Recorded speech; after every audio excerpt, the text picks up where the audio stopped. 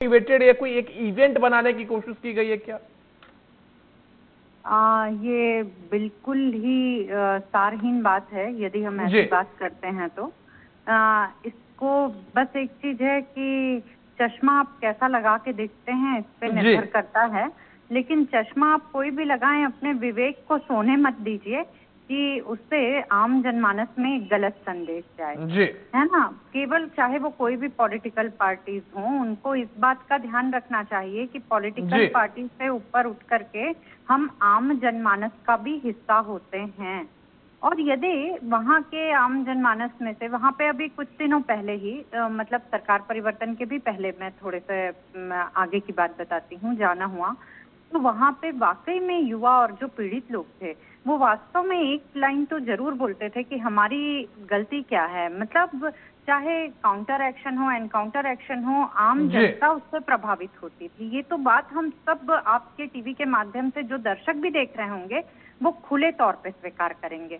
तो आज यदि चाहे वहाँ के आम जनमानस में से एक आवाज उठी है और वो यदि आगे बाहर निकल के जा रहे हैं तो इसको पॉलिटिकल एजेंडे के रूप में नहीं देखा जाना चाहिए, ऐसा मेरा विचार है।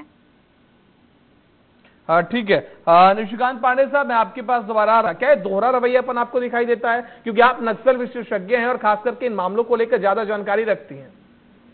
देखिए, दोहरा रवैया या क्या रवैया, इससे ऊपर एक बात अभी सामने आती है कि वाकई में पिछले कुछ 9 माह में जो सरकार है, इसने जो खासतौर से गृह विभाग देखा जाए तो इसने दोनों मोर्चों पे काम करना शुरू किया है।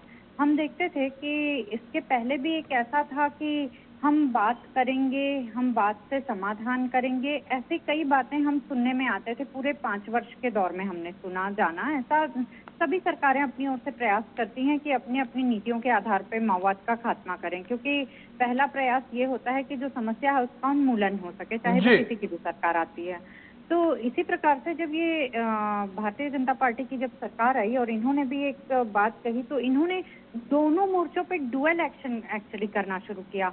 एक रणनीतिक रूप से भी करना शुरू किया और दूसरा मोर्चे पे भी करना शुरू किया। तो स्वाभाविक है कि एक्शन जो फॉर्मेट है वो रैपिड होने लगा। और 24 अगस्त को इनके जो गृह मंत्री हैं वो यहाँ पे आते हैं और बोलते हैं कि नक्सलवाद का खात्मा अमुक तारीख तक के होगा करके, और एक्शन में रैपिड फॉर्मेट हमको दिख रहा है। हम ये देख रहे हैं कि यहाँ से 50 लोग दिल्ली जा रहे हैं, वहाँ पे उच्चाधिकारियों से मुलाकात कर रहे हैं, रूबरू हो रहे हैं।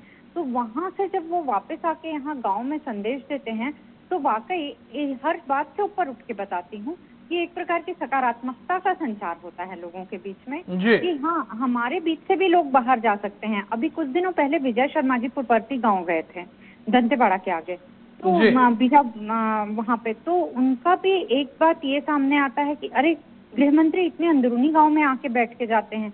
तो ये छोटी छोटी चीजें हैं बट ये साइकोलॉजिकल इम्पैक्ट रखती हैं।